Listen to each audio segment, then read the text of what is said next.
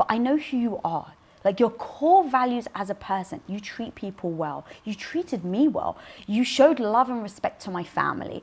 You always give me respect. You never try and shut me down. So like, to me, that's what's important. It's not about where you come from or whether you have a same religious background, or if you, at least for me, I will say, it didn't make a difference. It was like, are you a good person? Are you a good human being? Are you gonna treat me well? We wanted to do a very special episode for Valentine's Day, and it's just, I've had 18 years of marriage with you, and the lessons that we've learned along the way have just been so empowering and like enlightening, but I can only talk from my point of view. So I was like, you actually make the perfect guest. So I want to welcome you. And then also I want to start with one of the things that you have always said is like the base and foundation to relationships. Selection matters. So that's where I want to start. Talk to me about selection matters, what you mean by that. So this is, I feel so bad because for a long time it didn't dawn on me how important it was. And I just thought that I was like king shit at relationships. And then I really started to think about the way that you are in the relationship and how would I be able to apply the things that I'm learning from reading books and all of that stuff about how to make a relationship work if you weren't so adept at one, just being good at communicating. Two, you're so good at letting things go and realizing how much grace you were giving me in the relationship to make mistakes, to try things that didn't necessarily work, or to just be plain young and stupid. I don't remember when it hit me, but I remember how it felt when I was like, wait a second.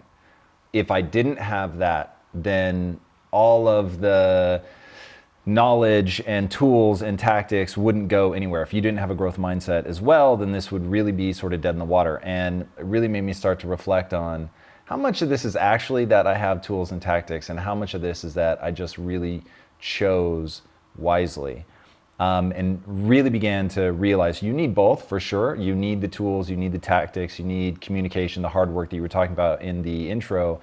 All of that's real, but you really need to pick somebody that has certain sort of objective universal characteristics, like either already a growth mindset or a willingness to pursue it. I mean, we got together so young. I know neither of us had a growth mindset, but we understood very early on that you either grow together or you grow apart. So we put equal energy into improving. And then there are things that are specific to you. There are certain things you're gonna like, not like the fact that we're not both, just sort of alphas banging our heads together, that we found a nice yin yang balance like you were talking about. What do you think then about the yin and the yang? Because this is a question that I get asked a lot. People are surprised that we're actually very different. But sometimes I actually think that being too different can also be detrimental to the relationship. And for me and you, we talk very heavily on values. So when we first got together, talking about the values to our core, because even though we're different in personalities, I actually haven't found that that's been a problem. Well, it creates all of the issues in our marriage, 100%. Yeah, you're right. But you're absolutely correct about that narrow band of different, but not too different. Yeah, where do you think that fine line is? So I think that you have personality, what I'll call the combination of inbred traits, just the way that you are, your default orientation. I don't think you've done anything over your life to have the default personality type that you have, nor do I feel like I've done anything for mine, but the values were added on. So your personality types, I think, are a yin yang. Your values, though, I think need to be very similar, deadly similar. Because if you really clash on something super important, and we talk about this, it's like when you're arguing, you may have a base assumption misalignment, and it's like, oh, you think things are one way, I think things are another way. But once I understand your base assumption, oh, you think, X, Y, Z. Then it's like, okay, well, it's not a value. Now I understand where you're coming from, that perspective, I can adopt it easily. But if it comes down to, we now understand what the base assumptions are, and I still think you're crazy, because now we're talking about a value, the way things ought to be. And once you get to the way things ought to be and you have a collision there, so I understand your position, you understand mine, but I think you're crazy and you think I'm crazy, that's where it gets dangerous. You can have some, you will have some, but if you have too many and you don't know how to navigate or compartmentalize or say, hey, cool, like we'll put that on the back burner, you're gonna have a real problem. Yeah, because I remember when we first met, one of the things that almost everybody universally told me that I knew was like, I know where this goes. You don't normally go after somebody like that. He's not your type. He's not your type. He's very different. And that was because I was brought up in North London around a Greek and Turkish community. And so that was who I was around. That's who I dated. But everybody, so when I had said I'd met this guy and you had met my friends for the first time, a lot of people were like, he's so different from you. Like, how can you guys relate? So when you even went to my dad and asked for his blessing to marry me, and he said no, a big part of his argument was, you guys come from different worlds, right? You come from America, I come from a very traditional Greek family in England. So our religions are completely, you weren't even christened. I came from a Greek Orthodox background.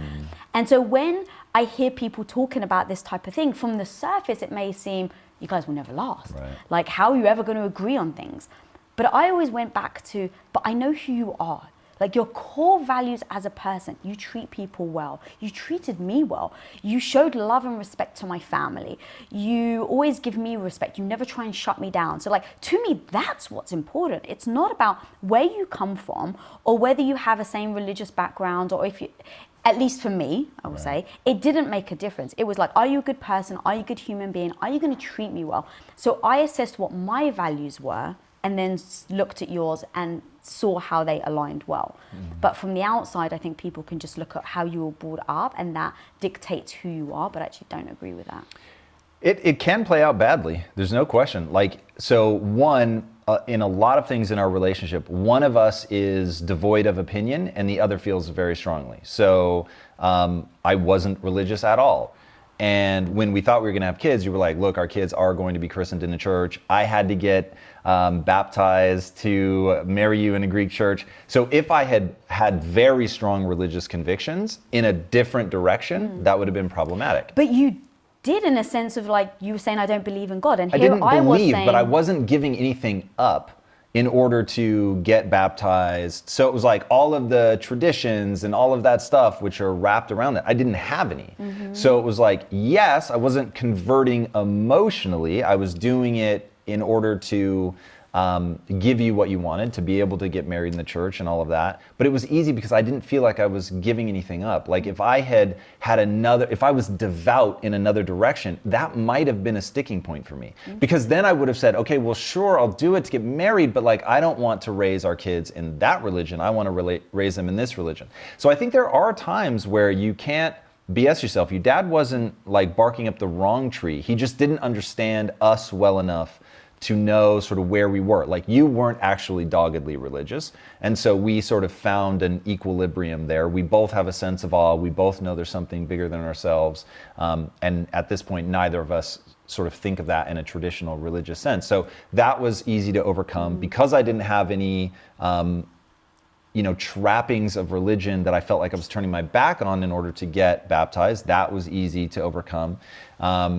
We both wanted to be around our families, so navigating things like that, it was like, of course you're going to want to be around your family. And you were like, of course I'm going to want to be around my family. So we would fly back and forth every holiday, even when we were poor, and it was like painful, and we had to take the world's cheapest flights and do crazy layovers, and we would still go see both families at Christmas time. So it was like, there was no argument there. There was no like, why would we do that? And you weren't saying, well, we just saw your family at Thanksgiving. Like, why can't we do Christmas at mine? Like, we saw things so similarly that it just became easy to sort of, from a place of, like you're saying, mutual respect, it was easy to be like, yeah, I get why that would be important to you. So between sort of these, you feel strongly on something and I don't feel strongly, I feel strongly on something, you don't feel strongly, or then we shared things where we could give that mutual respect and understanding, it's worked out. And the thing that scares me about it is how much of that we didn't really have the knowledge to like put a finger on it when we fell in love. We didn't, but we always said to each other we'd communicate. And from the beginning, I think you have to establish communication with your partner, even when you have to say the hard things, because the amount of things that we've had to communicate, and they've been hard. Sure. So that's actually one thing I really want to go deep on. And the other thing I actually want to talk about, just as you'd mentioned it, is not trying to change each other. So at the time, I was religious. It wasn't Sure. that I was like pushing it on people, but I absolutely believed in God. Very, traditional traditional and christened, and I really want to get married in a Greek church. So when I came to you and I asked you, and I said, hey, I really, like, this is important, so language. Yep. I said, this is important, I want to get married in a Greek church. We had the communication where you said, okay, because it's important to you, that's fine. But I need you to know this does not make me believe in God. I'm not going to change my belief system. You had articulated all of that right from the beginning. And I didn't try and change you. I didn't try and convince you to believe in God. I didn't try and convince you to join my religion and to believe in it. I was like, okay, if that's who you are, I respect that. Now, if I tried to change that, I think that would have been a very difficult, I don't know if we would have been able to last, because it would have been a fundamental difference in seeing the world and our beliefs. It's really interesting, because you're right, that would have been a really dangerous one to try to change. But I would say that I don't even know who I am without you. And when I think about how young we were when we got together and how much we've shaped each other through reward and punishment, simple as, it's like I would be a very different person.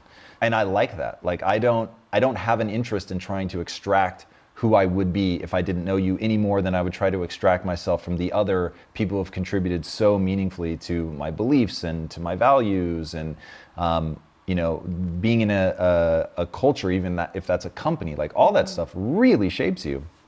So I'm very grateful for the contributions that you've made to who I am. So we very much have shaped each other, I would say, with a high degree of intention. But don't you think there's a difference between change or an influence? Like, I don't know, I feel like there's such a common stigma around saying you don't want to change somebody. And trust me, if you go into a relationship saying, oh, they're like this now, but I'm going to change them, you're fucked. You are done. That is going to end in absolute catastrophe. But now I'm going to hold two competing ideas in my head, because the other side of that is, yes, that's very true. But as I get into a relationship and go, ooh, when you do that, it really, like, it doesn't sit well with me. That's not something I can be involved in long term. Then you do set out to shape each other. Now, the one agreement that we had in the beginning was, we don't have a better word for this, maybe just influence, but it doesn't sound quite truthful. So the word we used was manipulate. I'm going to manipulate you. And we talked about this. I'm going to manipulate you. You're going to manipulate me. The only thing I promise you is I'll never do it without telling you exactly what I'm doing.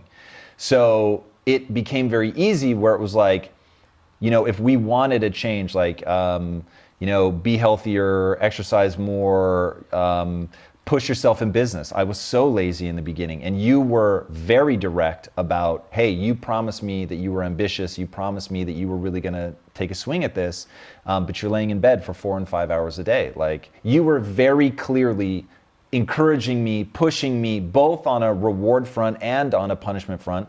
So when I did something that was in alignment with what I had told you I was going to do with my life, that was going to push and propel us forward, you were just beyond encouraging, and it was so warm and so lovely. But then if I was being a lazy fuck, like, you weren't afraid to be like, yo, what's going on? You didn't make me feel badly about myself. You were never talking down to me. Like, I don't want people to get the wrong idea, but it is reward and punishment for sure. So, and it's been one of the most amazing guiding forces in our lives.